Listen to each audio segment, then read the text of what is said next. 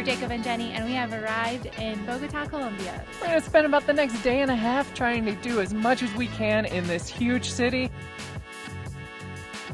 Bogota is the capital of Colombia, and this city is intense. It's lively, it's full of energy, it's busy, crowded, and just massive. It's also such a beautiful city.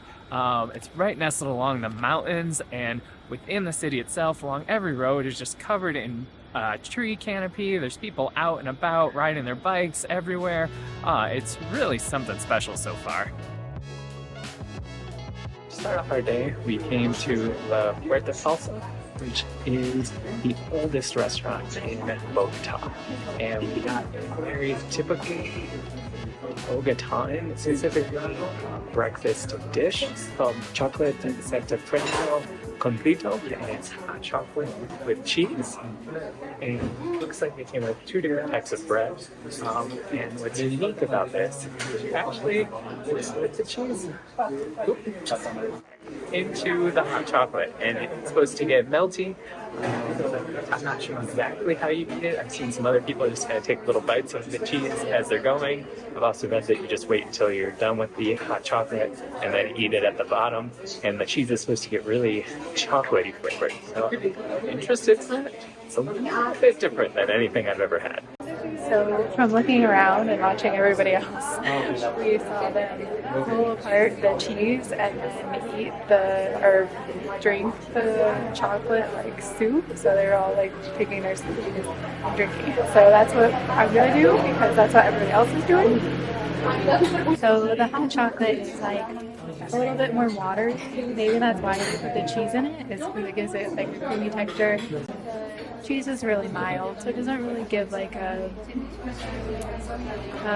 doesn't sound like a cheddar cheese. It's not like a strong cheese. This kind of just adds a different texture to the hot chocolate. That wasn't a bad way to start the day. I am full of sugar and have energy for now. We'll see how long that lasts before I have a sugar crash. And then the nice warm chocolate also just is perfect on kind of these colder Bogota mornings. So when we went to Cartagena, we did an audio tour, and we thought that was pretty successful for the most part. So we're just using the same company for a tour of La Candelaria in Bogota. So we're gonna get that started. It says it's gonna take about 40 minutes, but we might stop along the way for other things. So we'll just see what we can find. The Candelaria neighborhood is the historic center of Bogota. It's where really the city began, and it's still a really well-preserved colonial area. And we're starting our tour here right in the center of it, which is the Plaza de Bolivar. It's a huge plaza, tons of people around, and it's overlooked by the giant cathedral behind me. And then on the sides, it's flanked by the Supreme Court building on one side and the Hall of Congress on the other. So this is a very important place. It's also the little building back there in the corner is where the start of the independence movement really began, and how they got their independence from Spain, which is also why now it's called the Plaza de Bolivar, who's the general who really led that independence movement. So it's a really interesting place and a great place to start off our tour of this historic neighborhood. There's also like people selling seeds so that you can attract more birds. I'm surprised they're not just like pecking through the bags. So I'm not really sure what's going on right now, but there are a lot of police out. I'm not sure if that's a normal thing here, but we tried to go down the street where the presidential palace was and they wouldn't let us through. So a lot of the audio tour we were planning on doing, we have to skip because we can't even get through to see the buildings that are on there. Towards the mountains.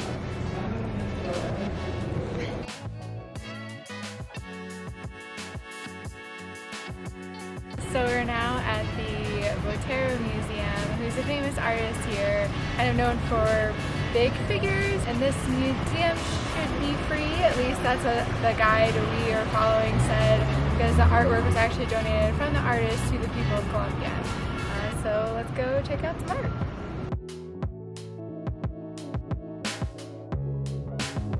This museum is really neat. It's all in this old historic building surrounding this gorgeous, peaceful courtyard. And throughout the museum, there's tons of artwork. The boteros are really interesting. The kind of unusual proportions of the people and the items make it kind of lighthearted, and they're just kind of fun to look at. And then there's also, it's not just Botero here. There's a lot of other noteworthy artists, some Picasso, Degas, Monet, so you can really take in a lot of different art, not only from the native Botero, but seeing some from other great artists of Europe. It's really neat, and it is free. Doesn't take long at all, so you definitely recommend coming in here, checking out a few paintings, and just enjoying the ambiance.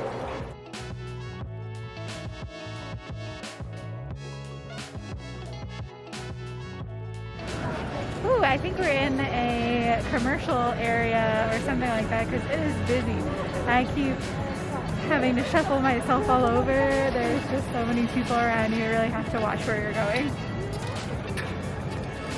So we just finished up our walking tour, and I'm really glad that we did an audio tour, or at least some sort of tour, because there are lots of buildings here that have a historic significance that I would not have gotten just from looking at the building.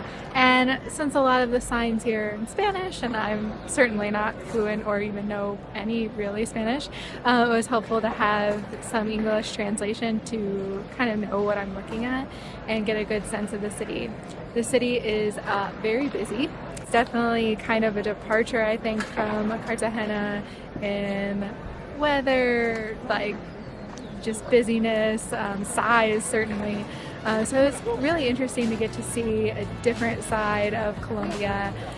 And so now we have one more stop before we get to eat lunch.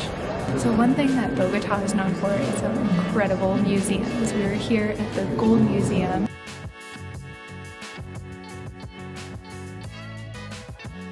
So we just finished up the Gold Museum, and wow, it is quite an impressive place. This museum is dedicated to gold that was shaped and crafted before the Spanish came and pretty much plundered and took everything of value back over to Spain. So this is kind of rare to find what they'd left, and so much of the history you can find in these gold pieces. So a lot of what you'll see throughout the museum is gold that is dedicated to different rituals. So a lot of it was related to like funeral pieces, some was for religious purposes. I love whenever we go somewhere and things are just like so small and intricate that they made so long ago. I'm always fascinated by how like tiny they'll make certain things. If you like shiny things, yeah, or if you like history, it's definitely worth coming to. We're here. Oh yeah, we loved it. Are we going this way? Yes. Okay, let's go that way then.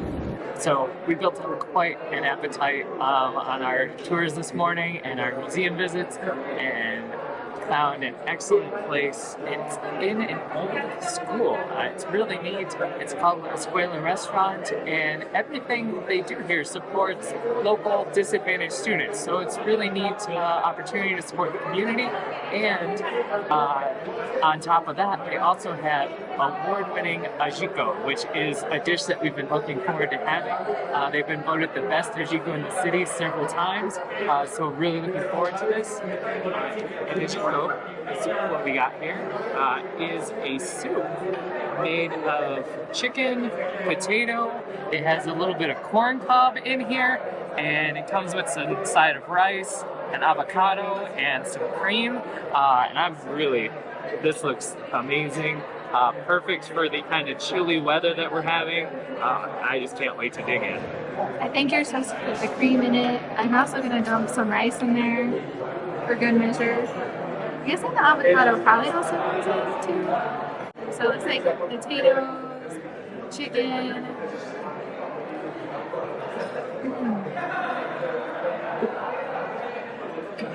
That's very good. It's kind of like if you had homemade chicken soup, but with potatoes in it, which makes it even better, in my opinion.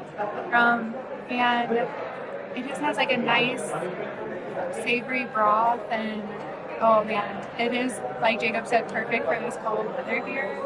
Oh man. All right, I'm gonna just eat and stop talking.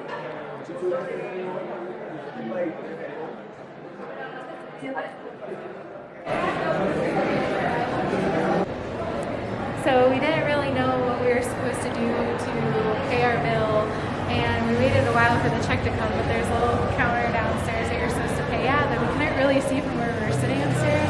So unfortunately we wasted a little time, so we're gonna have to kind of rush back before our next thing that we're gonna do because we jam-packed this day. After a quick stop at our hotel, we're now going to leave for a craft brewery tour, and we're also going to play the local sport here. So we're pretty excited about trying some good beers and trying out this new sport. So we went to this really small brewery. Inside was just this awesome courtyard, kind of funky designs everywhere. We got to view the whole brewing process and try a lot of the ingredients. Cool. We learned that all the ingredients except the water, they have to import. They don't really grow them here in Colombia. Then seeing all that go together, and then we got to try a sampling of quite a few of their beers, and they're all just amazing. Some of them are award-winning. Well, that one's really good. Really good. Really good. So we came here to play Tejo, which is kind of like cornhole in the US. You throw this like hard metal disc into a clay area with explosives and a circle. In the circle you get the most points, you get 6. If you hit the triangle and get the circle, you do get 9. And if you hit the triangle, you get 3. If you are the one on your team or individual to get the closest to the circle, you get 1 point. It's a blast. I love it. I wish we had it in the US. It's so much fun. Play all over my hands. Just finished up our experience playing Tejo, and that was so much fun. I had a blast. We definitely wouldn't have been able to do that without a tour. So we'll link the tour below in this because definitely like it's something to experience while you're here in Colombia. But I think that's kind of it for tonight. It's getting kind of late, but we have something awesome planned for tomorrow. So this morning, my wrist is actually a little sore. I don't think I must have had the best form on my throwing technique. Today we are doing our last stop here in Bogota, if you can hear me over the traffic. And we've saved the best for last. This is our grand finale. It's something that if you come to Bogota, everyone has to do this. You can pretty much see it from anywhere in town. We've been able to see it kind of as we're driving around from our tour through the Candelaria district yesterday. So we're really excited to go up, and that is to the top of the mountain that overlooks the entire city to see Monserrate. So let's go. So there are a few ways to get up to Monserrate. You can take the funicular, which is what we're taking, and that's only available in the morning. You can take the cable cars, and that's in the afternoon. You can also just walk up it, which is about a mile and a half or so to walk up and down, but there's stairs to do that, so it's not just like cutting through a mountain. So those are some ways that you can get it, and we're going the funicular. Hopefully this isn't too scary.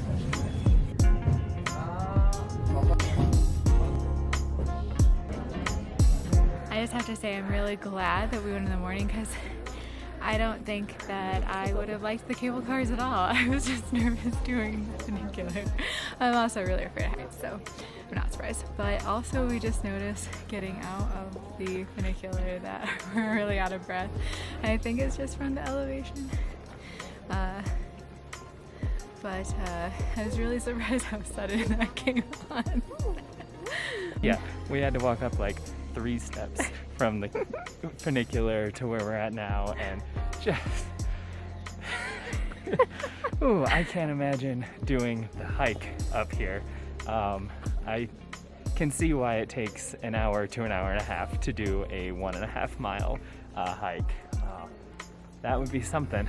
Maybe going down wouldn't be too bad, but up. I don't know if we're prepared for that.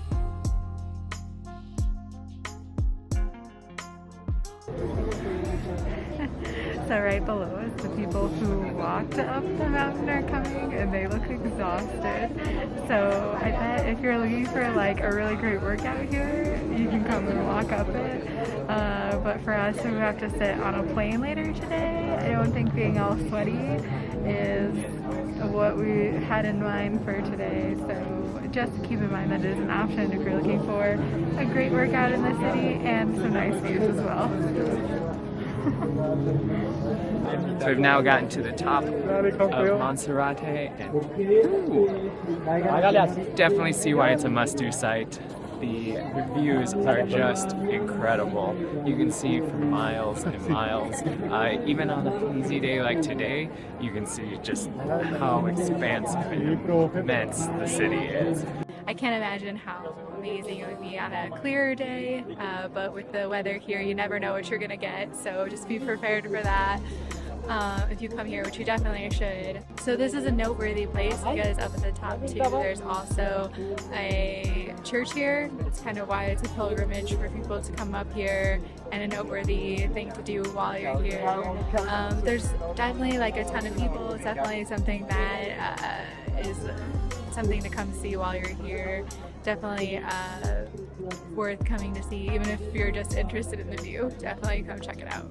So inside of the church there's a service going on right now, so we're not able to kind of go in there and like film show around. But it looks like it's just, you know, a normal average kind of, I mean, definitely a beautiful church on the inside, but they're just running services like normal. So if you want to get kind of like inside the church to look around, early morning probably isn't the best time because it looks like those are just normal service times for them. So while you're up here as well, there are some restaurants if you want to take advantage of seeing this incredible view while you eat. Unfortunately, I think that you have to have a reservation for that to be able to get in. So if you are interested in doing that, make sure you plan ahead of time and get a reservation to come eat, because I think you just couldn't, even if the food was meh, which I don't know, it might be incredible, still the view would be amazing to have during your meal. So definitely check it out if you're interested. I think it would definitely be worthwhile to do.